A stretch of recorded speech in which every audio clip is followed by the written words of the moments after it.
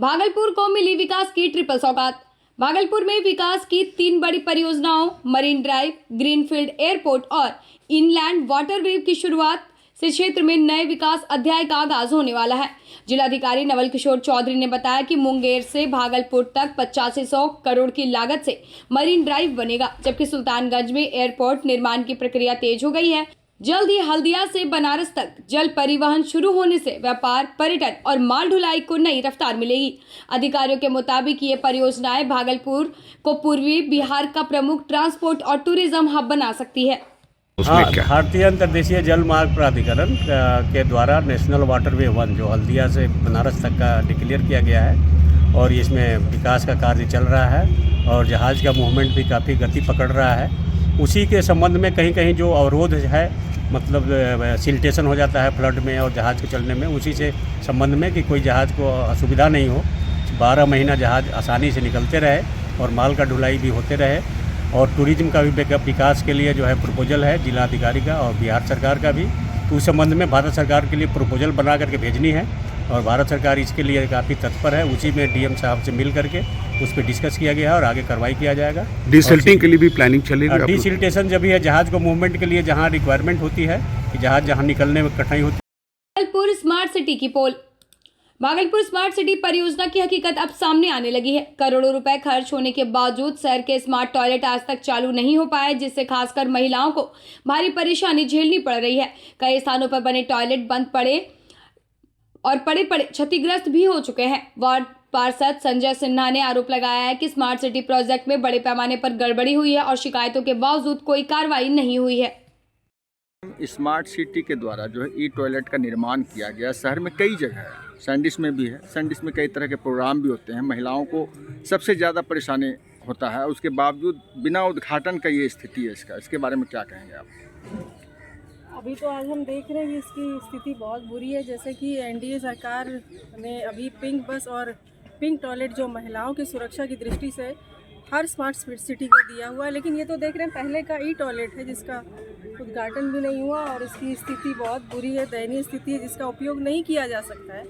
मैं आग्रह करूंगी यहाँ की मेयर और जो इस आसपास के जो जनप्रतिनिधि है जो भागलपुर में समकालीन अभियान के तहत 122 आरोपी गिरफ्तार। भागलपुर पुलिस ने 2 दिनों तक चले समकालीन अभियान में बड़े पैमाने पर कार्रवाई करते हुए शहर और ग्रामीण क्षेत्रों के कई थाना क्षेत्रों से कुल 122 आरोपियों को गिरफ्तार किया।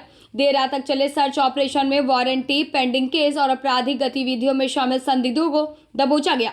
सिटी एसपी शुभांग मिश्रा ने बताया कि कानून व्यवस्था मजबूत करने और लंबित मामलों के निपटारे के लिए यह विशेष अभियान चलाया गया, जिससे अपराध पर लगाम लगाने में मदद मिलेगी। सभी आरोपियों से पूछताछ जारी है और आगे की कानूनी कार्रवाई की जा रही है।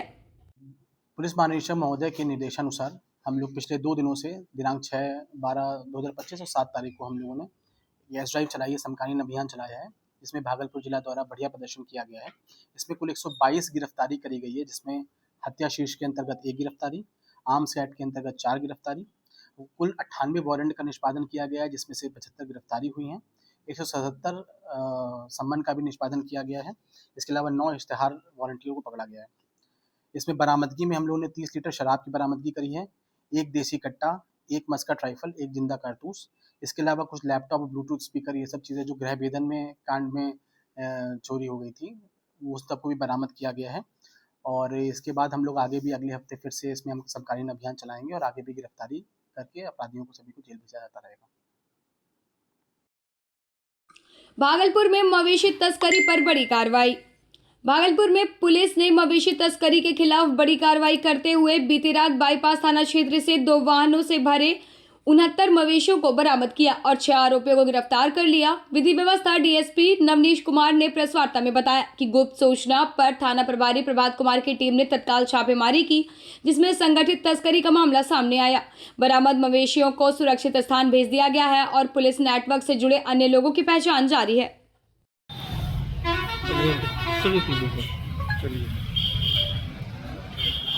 कल दिनांक 7 दिसंबर 2025 को पुलिस अधीक्षक महोदय के सूचना के अनुसार बाईपास थाना तथा अन्य टीम के द्वारा छापेमारी, अवैध मवेशी तस्करी के विरुद्ध छापेमारी की गई।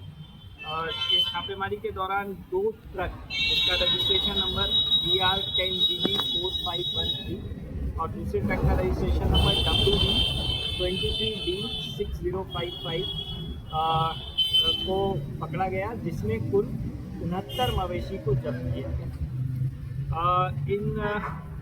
इस दोनों ट्रक में जो गिरफ्तार अभियुक्त हैं, जो चालक और अन्य कर्मी थे, इन लोगों का नाम है मनीष कुमार। सजौर में गश्ती के दौरान पुलिस गाड़ी पलटी। भागलपुर के सजौर थाना क्षेत्र के बाधव रब्बी चक गांव में गश्ती के दौरान बड़ा हादसा हो गया। थाना की पुलिस गाड़ी अनियंत्रित होकर सड़क किनारे गड्ढे में पलट गई, जिसमें 5 जवान घायल हो गए। घायलों में एसआई शंकर कुमार यादव, अरविंद कुमार सिंह, मंगल राम, महिला जवान सोनी कुमारी और संजीत कुमार सिंह शामिल है। स्थानीय ग्रामीणों की मदद से सभी को शाहकुंड सामुदायिक स्वास्थ्य केंद्र पहुंचाया गया, जहां 2 जवानों की हालत गंभीर बताई जा रही है। सामने से आ रहे बाइक सवार को बचाने के दौरान वाहन अनियंत्रित होने की बात सामने आई है। पुलिस प्रशासन ने मामले की जांच शुरू कर दी है। भागलपुर में सोनिया गांधी का जन्मदिन। भागलपुर में सोनिया गांधी का जन्मदिन कांग्रेस कैंप कार्यालय में उत्साह के साथ मनाया गया, जहां पूर्व विधायक अजीत शर्मा और कार्यकर्ताओं ने माल्यार्पण कर दीर्घायु की कामना की। इस दौरान अजीत शर्मा ने लोकतंत्र में गांधी परिवार के योगदान को याद करते हुए 14 दिसंबर को दिल्ली के रामलीला मैदान में होने वाले वोट चोर गद्दी छोड़ आंदोलन में शामिल होने की अपील की। उन्होंने आरोप लगाया कि बिहार में चुनाव आयोग की मिलीभगत से वोट चोरी हुई है, जिसे रोकने के लिए यह आंदोलन जरूरी है। जबरदस्ती चुनाव जीतने का काम किया है, चुनाव आयोग से मिलकर पूरी जनता जानती है। इसलिए आज जन्मदिन के अवसर पर मैं सबको, पूरे कांग्रेस के कार्यकर्ताओं को, भागलपुर वासियों को, पूरे बिहार वासियों को दिल की गहराई से धन्यवाद देते हैं और उनके बताए हुए रास्ते पर उनके परिवार में जो कुर्बानियां दी है, उसके बताए हुए रास्ते पर चलिए और देश को आगे बढ़ाने का काम कीजिए। जय हिंद, जय कांग्रेस, जय श्री। भागलपुर में अतिक्रमण हटाओ अभियान तेज।